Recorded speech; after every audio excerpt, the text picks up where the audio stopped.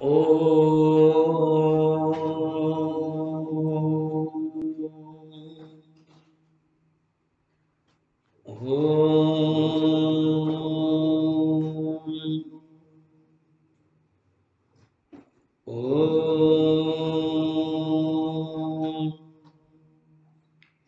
ओम सहना भवतु सहनौ भुनक्तु सह वीर्यं करवावहै तेजस्विनावधीतमस्तु मा विद्विषावहै। ओम शांति शांति शांति। गुरुर्ब्रह्मा गुरुर्विष्णुः गुरुर्देवो महेश्वरः गुरुरेव परं ब्रह्म तस्मै श्री गुरवे नमः। समस्तजनकल्याणे निरतं करुणामयं नमामि चिन्मयं देवं सद्गुरुं ब्रह्मविद्वरं सद्गुरुं ब्रह्मविद्वरम्। वेदो नित्यमधीयतां तदुदितं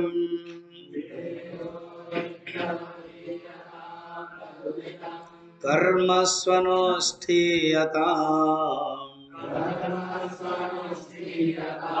तेने सस्य विधीयतामपचितिः।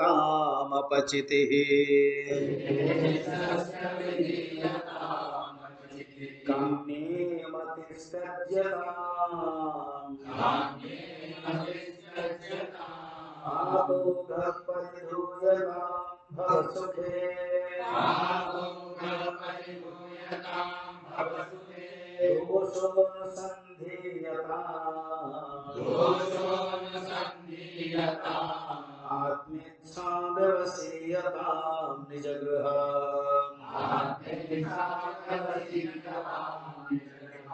पूर्णं विनिर्गम्यताम्।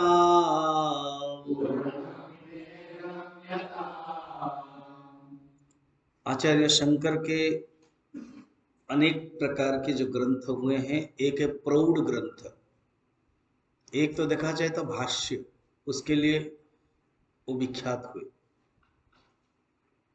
संस्कृत में पहले भाष्य आचार्य शंकर ने लिखा, और हम लोग 2500 साल पहले आज से ये स्वीकार करते हैं आचार्य आए, न कि जो इतिहास में कहा जाता है 800 AD, तो कम होगा। 800 AD होने से 2100 माइनस करो, 2100 को 800 करोगे तो कितना बचेगा? 1300 साल पहले ये माना जाता है। नहीं, हम लोग 600 BC मानते, 500 BC मानते, तो 2100 और 500 तो 2600, तो 250, 600, 2600 ऐसे माना जाता है। तो आचार्य शंकर के पहले भाष्य किसी ने नहीं लिखा था प्रस्थानत्रयी के ऊपर। प्रस्थानत्रयी गीता, उपनिषद, ब्रह्मसूत्र। इसलिए स्वामी विवेकानंद जी प्रेयर जब करते हैं, कहते हैं वो Lord give me intellect like Shankaracharya. Shankaracharya जैसी बुद्धि मुझे चाहिए, बुद्धिमत्ता। तो ये आचार्य प्रसिद्ध हुए भाष्य के कारण, इसलिए बड़े सम्मान के साथ कहा जाता है भाष्यकार। और कोई भाष्यकार बोल दिया तो समझ में आता है आचार्य के लिए वो आचार्य है, आचार्य शंकर। कभी कभी गुरुदेव बड़े नजदीक से कहते हैं शंकरा, बड़े प्यार से बोलते थे, अच्छा लगता था। तो आचार्य शंकर, शंकर, ठीक है। उसके बाद प्रौढ़ ग्रंथ है जो अभी हम लोग विवेक चूड़ामणि पढ़ रहे हैं, प्रौढ़ ग्रंथ। उसमें उन्होंने अद्वैत वेदांत को, आचार्य ने भाष्य में प्रौढ़ ग्रंथ में अद्वैत वेदांत का प्रतिपादन किया। इसलिए अद्वैत वेदांत के प्रचारक के रूप में आचार्य को ही माना जाता है। और जो भक्ति संप्रदाय के आचार्य होते हैं, हमारे आचार्य को कहते हैं मायावादी। प्रभुपाद जी इस्कन के जो है उन्होंने क्लियरली लिखा है अपने गीता के, मैं पढ़ा भी हूँ, शब्द देखा भी हूँ कि मायावादी गण कहते हैं, तो आचार्य के लिए, क्योंकि आचार्य ने माया शब्द को अच्छी तरह से बताया। अभी हम लोग पढ़ रहे कारण शरीर,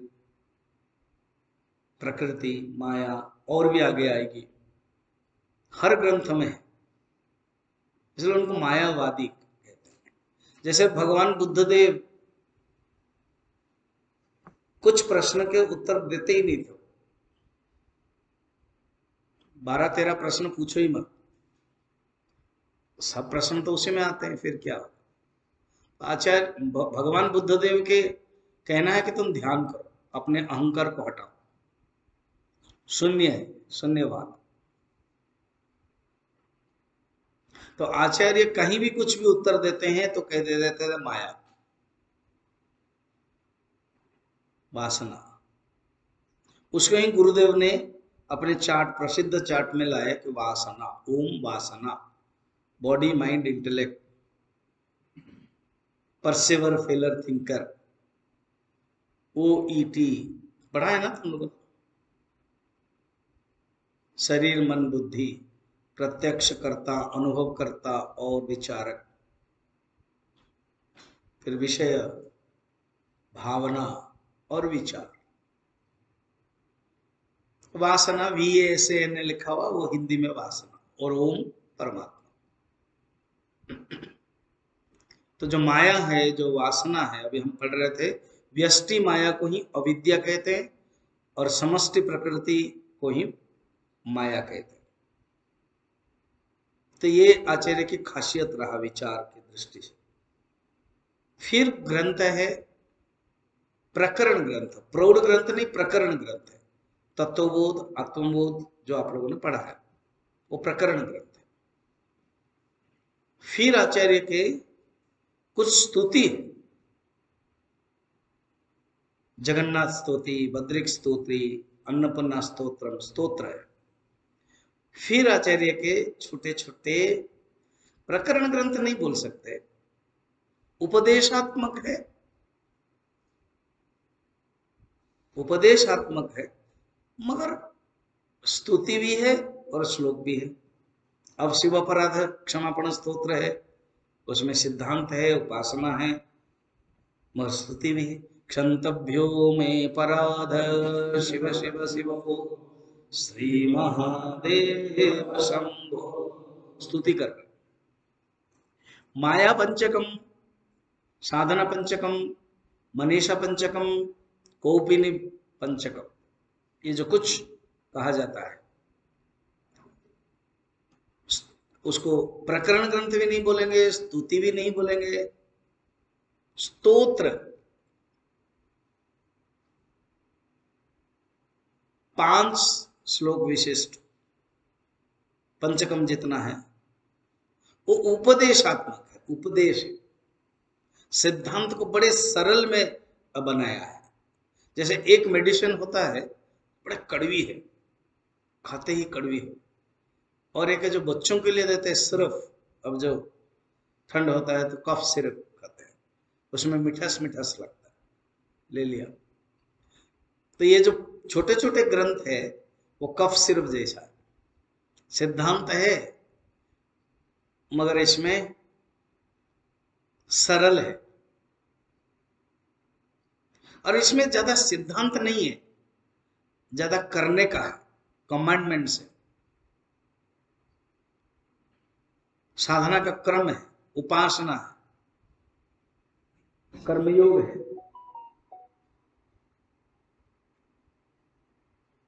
अब हम आए साधना पंचकम के जो रूपरेखा है, जो उपक्रम है, जो भूमिका है, वो ऑलरेडी देख चुके हैं। तो ये आचार्य के मुख से मुखनिसृत 5 श्लोक है, जो लास्ट में अंतिम है। शंकराचार्य की पिक्चर को याद करो, अपना शरीर छोड़ करके वो जा रहे हैं, सारा बर्फ ही बर्फ है, केदारनाथ के मंदिर है, उसको क्रश करके जा रहे हैं, बर्फ। देनो आकाशात् पतितं तोयं सागरम प्रति गच्छति। वो इतना ही था, वो सेकंड वाला बोलते ही नहीं थे।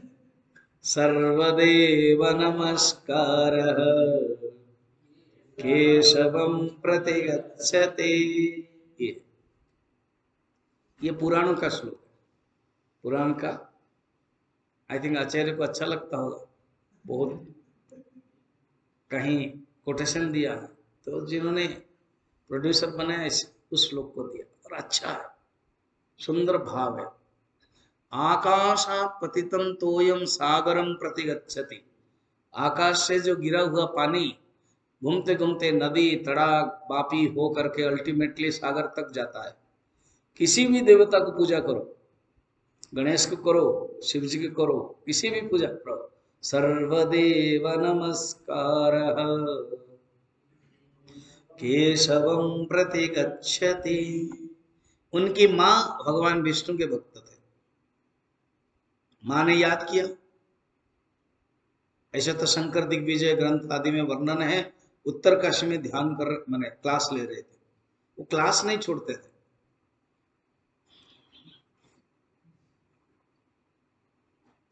या तो प्रचार करो या तो क्लास करो। बड़े स्ट्रिक्ट थे आचार्य।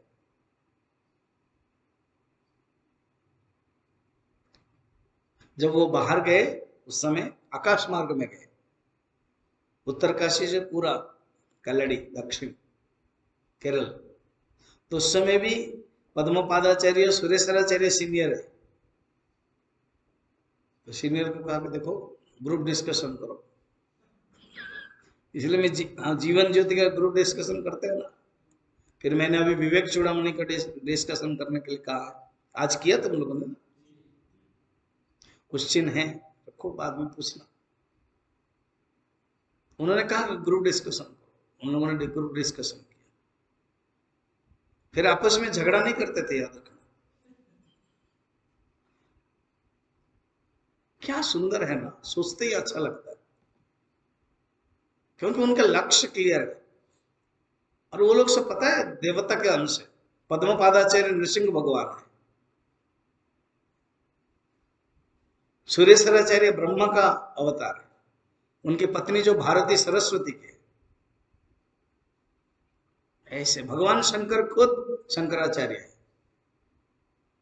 देवता के अंश से आए। वायु देवता कोई एक है, वरुण देवता कोई है।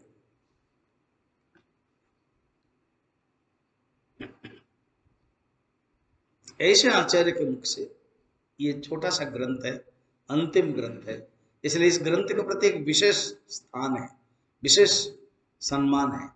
एक है अंतिम मुख से लास्ट वाक्य, जैसे किसी दादाजी हो, गुरु हो, कोई है, लास्ट में जो बात है ना, वो याद रखते हैं कि उन्होंने लास्ट में ये कहा था अंतिम में। तो आचार्य की अंतिम वाणी है, उपदेशात्मक है। श्लोक के जो गठन है उसमें साधना रखा, इसलिए नाम है साधना।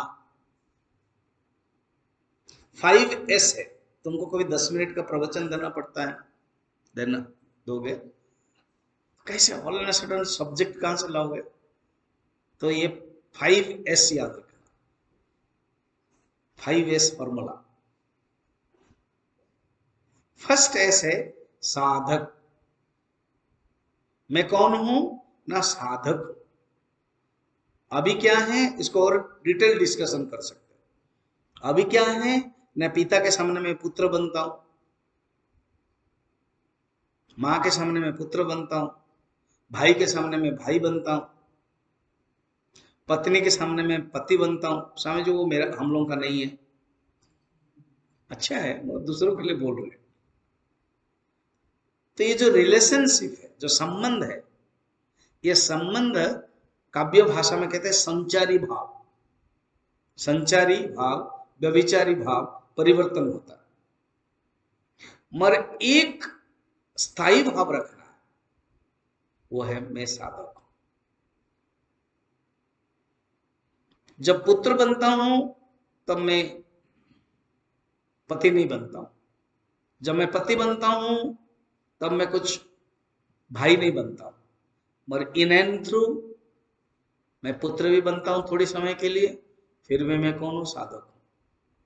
मैं पति बनता हूं पत्नी के सामने, मैं फिर भी कौन हूं? मैं साधक हूं। साधक इज स्थायी भाव। सूत्रे मणिगणा एव, जैसे माला है ना, या ये माला है, उसमें जो धागा है, मणि गणा इव सूत्रे, सूत्र का अर्थ है धागा, मणि एक एक मणि, तो मणि में जो धागा है, पिरह है, इन एंड थ्रू है, तो हमारे अंदर एक भाव होना चाहिए, मैं साधक हूं। साधक वृत्ति, इसको बोलते साधक वृत्ति।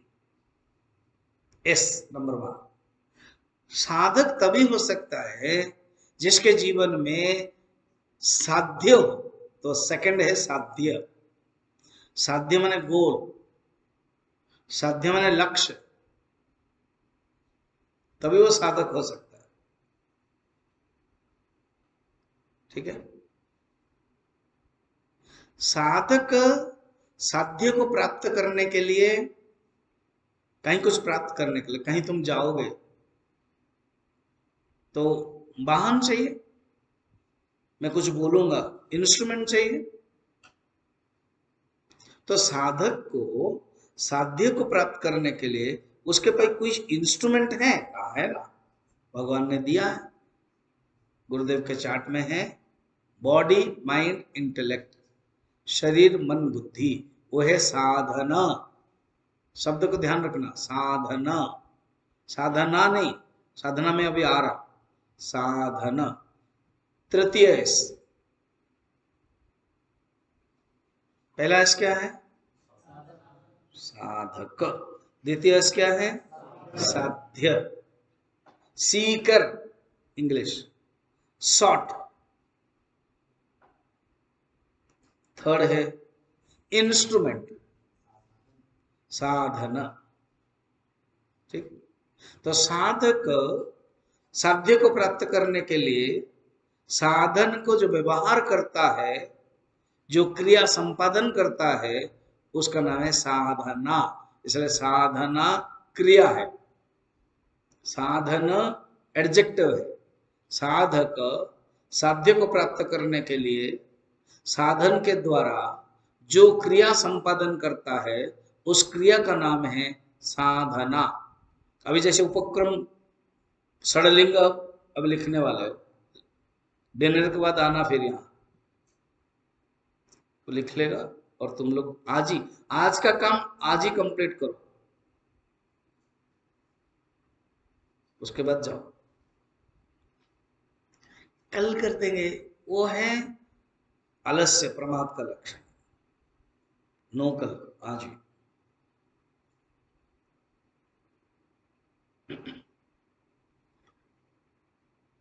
तो जो साधना, वो क्रिया का नाम है। स्वामी जी क्लियर कीजिए। कर्म शरीर के द्वारा जो किया जाता है उसको बोलते हैं कर्मयोग, तो कर्मयोग साधना है। भक्ति मन के द्वारा जो किया जाता है उसको बोलते हैं भक्ति योग, साधना है। बुद्धि के द्वारा जो किया जाता है उसको कहते हैं ज्ञान योग, साधना है। तो कर्म योग, भक्ति योग, ज्ञान योग साधना है। अब इसको वाक्य बनाओ। साधक साध्य को प्राप्त करने के लिए साधन के द्वारा जो साधना करता है, वो कालक्रम में सिद्ध बन जाता है। पांचवा है एस। पहला एस क्या है? साधक। सेकंड एस क्या है?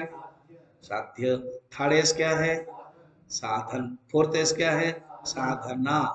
तो साधना ये है कर्मयोग, भक्ति योग, ज्ञान योग। लोग कंफ्यूजन कर देते हैं, कर्मयोग, भक्ति योग, ज्ञान योग को साधन बोलते नहीं। साधन माने इंस्ट्रूमेंट। कहते हैं ना, आप जाओगे धर्मशाला, हाँ, आपके साधन क्या है? बस साधन बोलते हैं, हिंदी में व्यवहार करते हैं, वो साधना नहीं है। साधन माने किसके द्वारा आप जा रहे हो, लिख रहे हो, साधन क्या है? पेन। तो जो लिखना है वो क्रिया है। ठीक हो गया। अब इसको साधना पंचकम माने कुछ करना है। साधन का है, अभी आप देखोगे हर एक श्लोक में 8 साधना है, करना है, कमांडमेंट से। We have to do, dos and don'ts. कुछ कुछ डोंट्स में बताया, नहीं करना। कुछ कुछ डूज में बताया। डूज डोंट्स इंग्लिश में DO, एक सब एफएसटिकस होता है, देन S, फिर डोंट्स DONT, फिर एफएसटिस S, क्या बोलते हैं उसको, हाँ, देन उसके बाद S, डोंट्स। हिंदी में बोलते विधि निषेध। हाँ, ऐसे बोलिए ना स्वामी जी, विधि निषेध। तो जितने भी आप देखोगे साधना पंचकम में, पंचकम ने 5, और ये साधना पंचकम का अधिकारी कौन है? जैसे प्रकरण ग्रंथ के अधिकारी है चतुष्टय है, अनुबंध क्या होता है? अधिकारी, विषय, प्रयोजन, संबंध। क्योंकि ये प्रकरण ग्रंथ नहीं है इसलिए इतना देखना नहीं है। विषय ढूंढे, मिलेगा सब, पर कहीं क्रमान्वय में मिलेगा कि नहीं है, जरूरत नहीं। विषय भी है, प्रयोजन भी है, संबंध भी मिलेगा। पूरा टोटल ग्रंथ को देखोगे तो ज्यादातर स्टार्टिंग में रहता है, स्टार्टिंग में ही बता देते हैं मंगलाचरण में।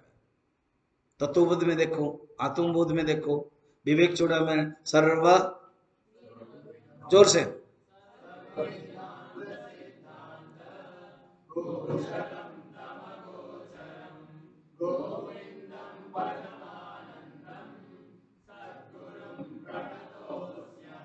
इस मंगलाचरण में ही अनुबंध चतुष्टय मिल जाएगा, अधिकारी मिल जाएगा, प्रयोजन मिल जाएगा, विषय मिल जाएगा। यहां पर ऐसे नहीं मिलेगा। और ढूंढोगे तो टोटल 5 श्लोकों में से प्रयोजन क्या है, विषय क्या है, देख लेंगे। अभी अधिकारी मोटे तौर पर देखो तो मैंने अधिकारी 3 बताया था, बताओ। प्रौढ़ साधक, क्योंकि जो लोग सुनने वाले परम शिष्य थे, पद्मा पादाचार्य, सुरेश्वराचार्य, हस्तामलकाचार्य, प्रौढ़ है, वो हमारे लिए नमस्य है। तो उनके लिए उन्होंने रिक्वेस्ट किया है, उन्होंने कहा कि गुरुदेव कुछ बताइए।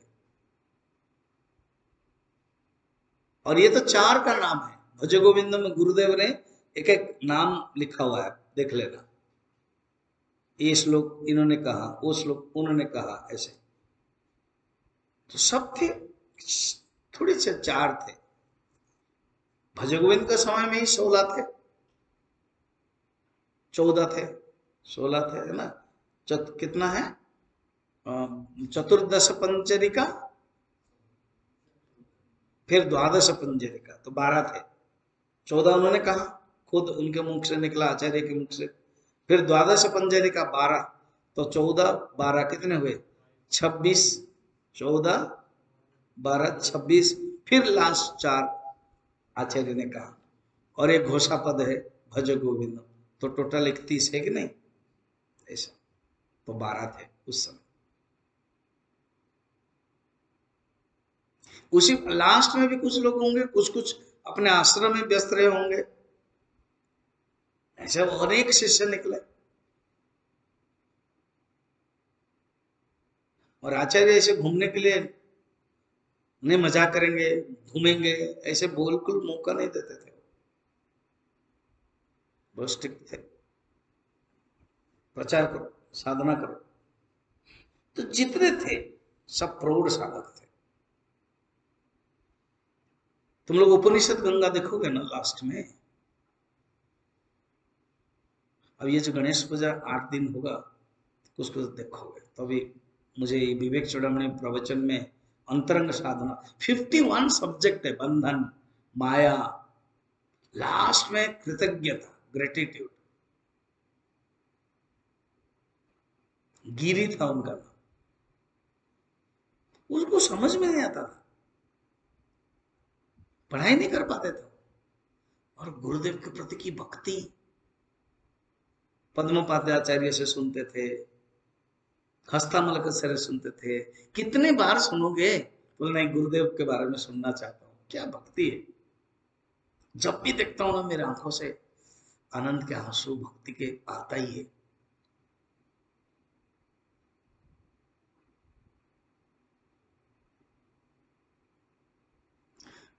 वो सुराचार्य जो मंडन मिश्र कहते आप बताइए ना, आप बताइए कैसे गुरुदेव आपके पास आए, विजय कैसे हुआ ना, कितना तुम सुनोगे ना, आप बताइए बताइए, सुनते सुनते सो जाता था।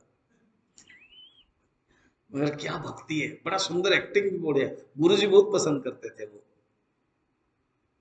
कि कितना सुंदर एक्टिंग किया। फिर तो अरे क्यों क्यों जा रहे हो, ना ना ना ना गुरुदेव कभी भी उठ जाएंगे, तो गुरुदेव के कमरे के बाहर सोता था वो। गुरुदेव मैंने शंकराचार्य, तो ऐसे ही गुरुदेव बाहर आकर के देखा कि अरे गिरी ऐसे सोया है, एक कंबल लाके उड़ा दिया। यहाँ पर भी सिनेमा भी था ना, सब सोए थे तो आचार्य कितना प्यार करते थे।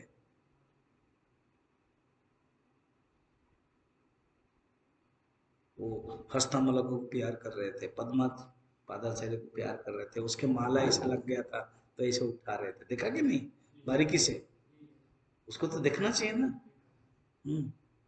उनको सोचना चाहिए कि हम भी ऐसे ही, गुरु का प्यार हमें मिल रहा है, यही तो संयोग, कृतज्ञता है।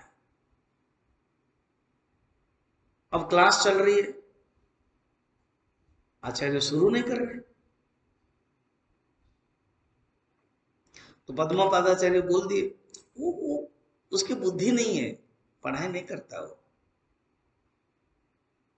फिर कपड़ा साफ कर रहा था, वो कर रहा था, तो आचार्य को अच्छा नहीं लगा पद्मा पादाचार्य जो कहा है। फिर आचार्य ने कहा मन में, गिरी, तो उसको लगा कि गुरुदेव याद कर रहे हैं, कपड़ा साफ कर रहा था, गुरुदेव याद कर रहे हैं, गिरी बुद्धि लो, बुद्धि लो, तब वो बुद्धि आया, तब वो ही हस्तामल का ये त्रोटकाचार्य बने, क्योंकि उनका त्रोटकम अत्यंत सुंदरम गाने लगे। ऐसे कथा है, कृतज्ञता लास्ट में रखा गया। तो साधना पंचकम में प्रौढ़ शिष्य थे ये लोग, उनके लिए भी बताया। द्वितीय थे हम आप साधक है, हम लोगों के लिए, हम लोग प्रौढ़ नहीं है, प्रारंभिक है, मगर आध्यात्मिक साधक है, हमारे लिए है ये, हमारे लिए ये एक सीढ़ी है, ये एक साधना है।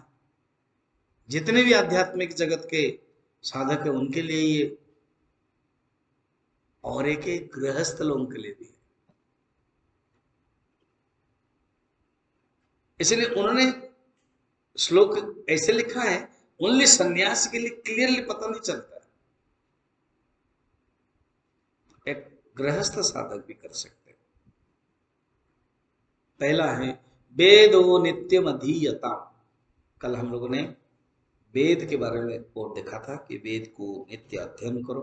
अब बोलोगे स्वामी जी हम लोग क्या वेद पढ़ते हैं, ऋग्वेद यजुर्वेद सामवेद अथर्ववेद आपने इतना बताया लंबा, जो आप पढ़ रहे हो ना पुरुष सूक्तम वो वेद के अंतर्गत, श्री सूक्तम वेद के अंतर्गत है, गणपति अथर्व शीर्षम वेद के अंतर्गत है, जो हम लोग चैंटिंग करते नारायण सूक्तम, फिर रुद्र, ये सब वेद के अंतर है। वेदो नित्यम अधीयताम, वेद को रोज पढ़ना चाहिए, अर्थ यही है। बाद में उपनिषद के बारे में आएगा, खुद इसी में ही आएगा 40 में से, अब ये नंबर 1 है, वेद को अध्ययन करो। जो ब्रह्मचर्य अवस्था है, आश्रम कितने प्रकार हैं, 4, और वर्ण कितने प्रकार हैं, 4, दोनों मिला के कहते हैं वर्णाश्रम। आश्रम क्या क्या है,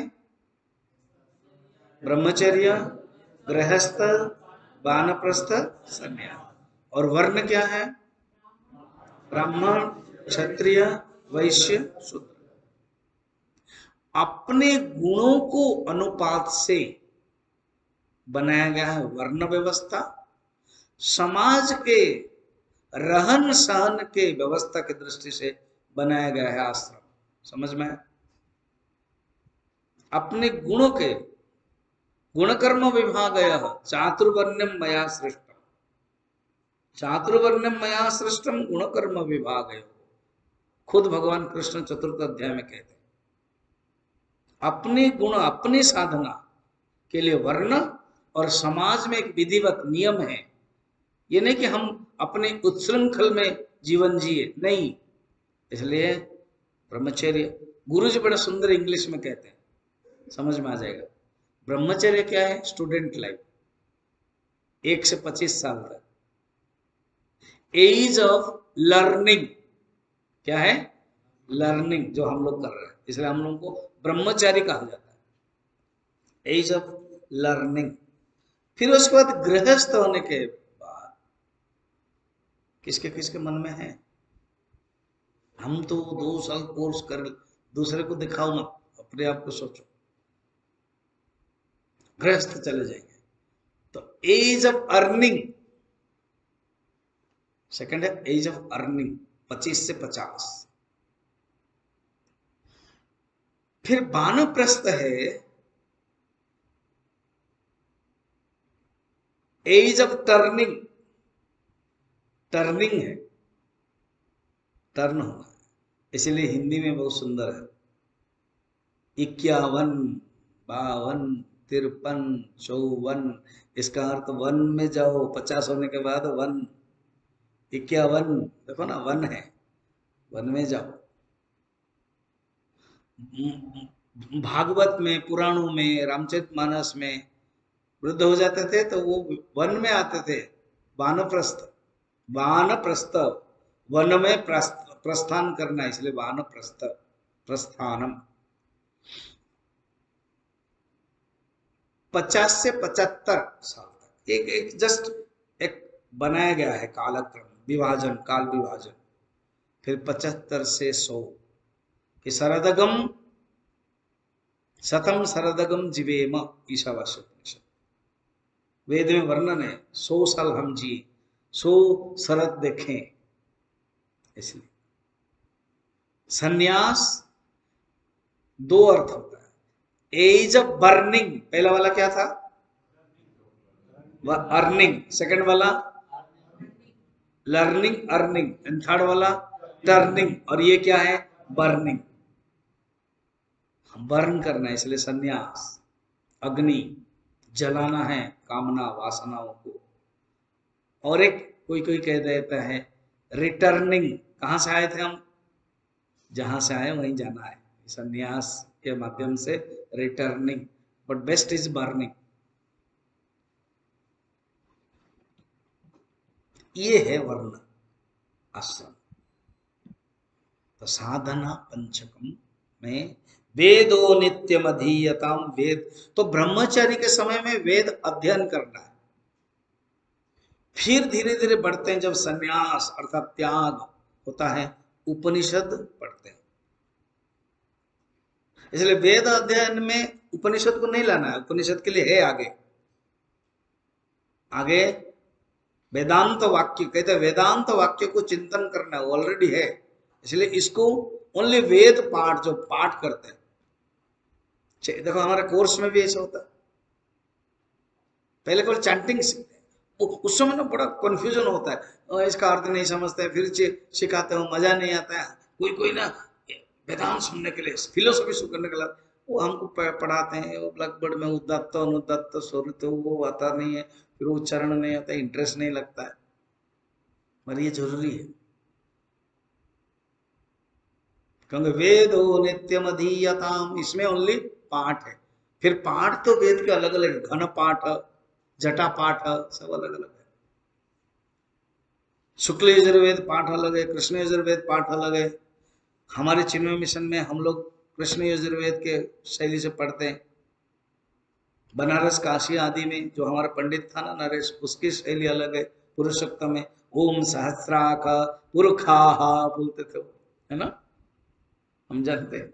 और हमारा क्या, ओम सहस्र शीर्षा पुरुषा सहस्राक्ष सहस्रपाद, सहस्र शीर्ष पुरुष, वो क्या बोलते, पुरुष, और ख बोले, वो भी है शुक्ल यजुर्वेद का, अलग अलग पाठ है वेद के, घन पाठ है, जटा पाठ है,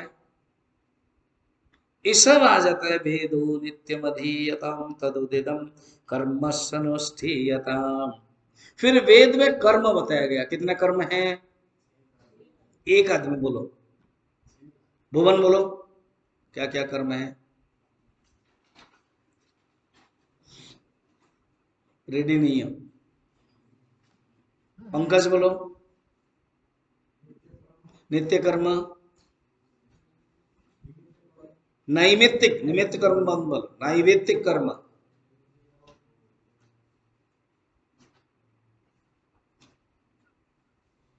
गोपाल बोलो,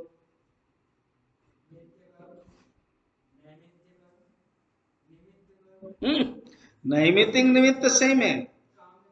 हाँ हाँ, निषिद्ध कर्म, स्पष्ट उच्चारण होना चाहिए।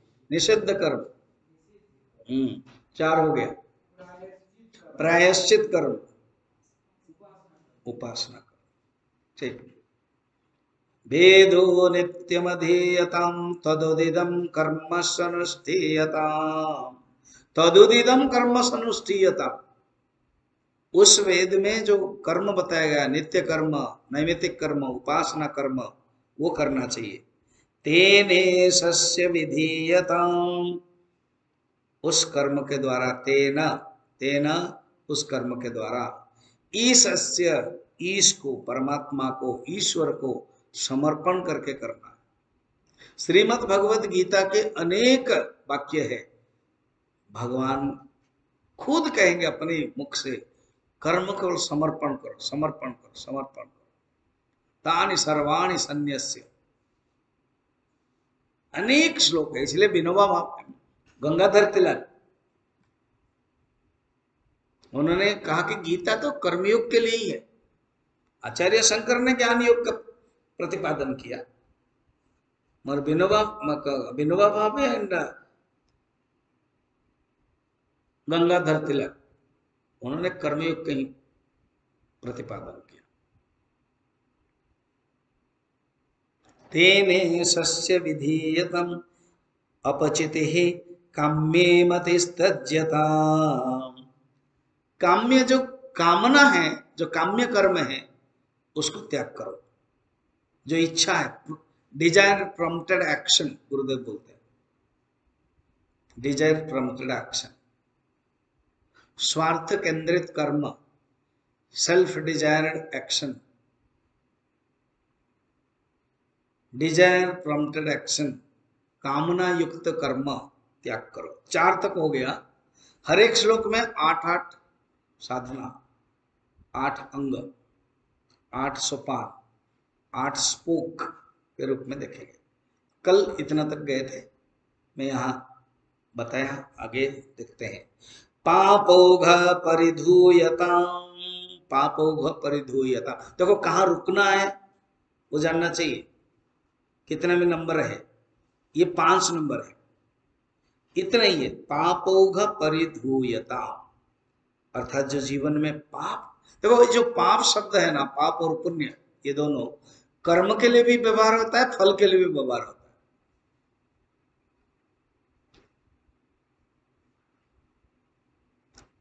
पाप कर्म जब मनुष्य करता है तो मिलता क्या है?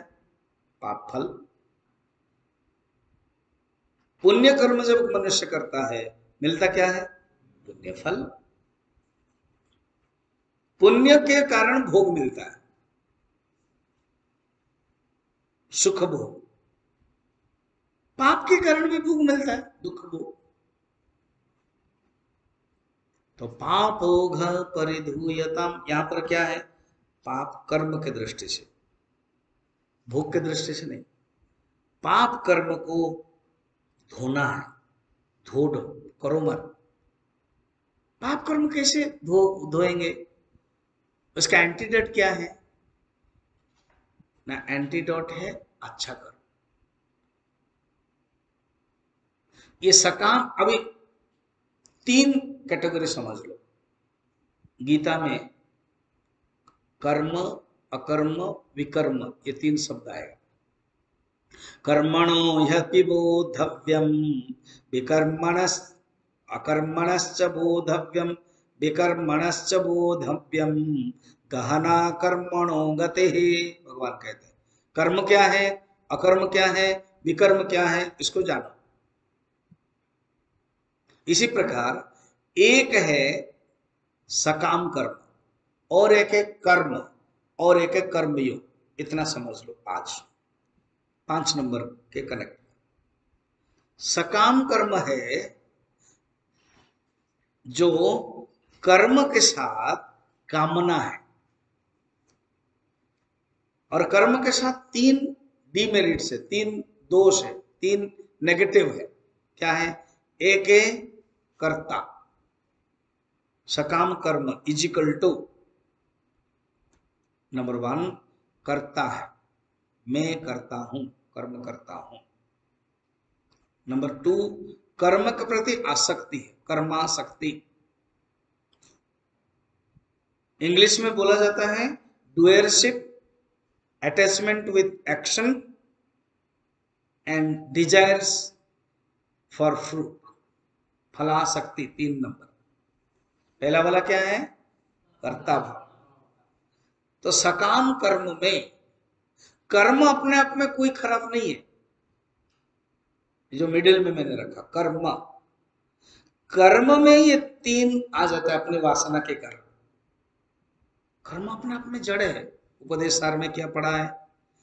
कर्तुरा गया प्राप्यते फलम कर्म किम परम कर्म तज्जडम। कर्म क्या श्रेष्ठ है? कर्म तो जड़ है अपने आप में। तो जो कर्म है neither बैड नॉर गुड, कर्म के साथ 3 जब मिल जाता है सकाम कर्म आ जाता है। क्या क्या 3 याद रखना? कर्ता भाव, कर्म के प्रति आसक्ति, फल की इच्छा, फलासक्ति। ये 3 एंटीडोट जहां होगा, ये 3 जहां नहीं रहेगा, वो है कर्मयोग। कितना साइंटिफिक है कर्म, कर्म मीमांसा आदि बताते हैं क्या कर्मयोग में है। इसी को निष्काम कर्म कहते हैं। एक एक कर्ता भाव नहीं है, अकर्ता भाव। इसको और समझने के लिए ईश्वर अर्पण, इसको और समझने के लिए सरेंडर, इसको और समझने के लिए निरभिमान, इसको और समझने के लिए मैं केवल निमित्त मात्र हूं, निमित्त मात्रम भव सभ्य साचे, मैं कर्म नहीं करता। इसको और समझने के लिए भक्ति में, भक्ति शास्त्र में कहते हैं ना हम करता हरि करता। कितना सुंदर है। कहते हैं मैं करता नहीं हूं, हरि करता। फिर रोज हम लोग लास्ट में पढ़ते हैं कायेन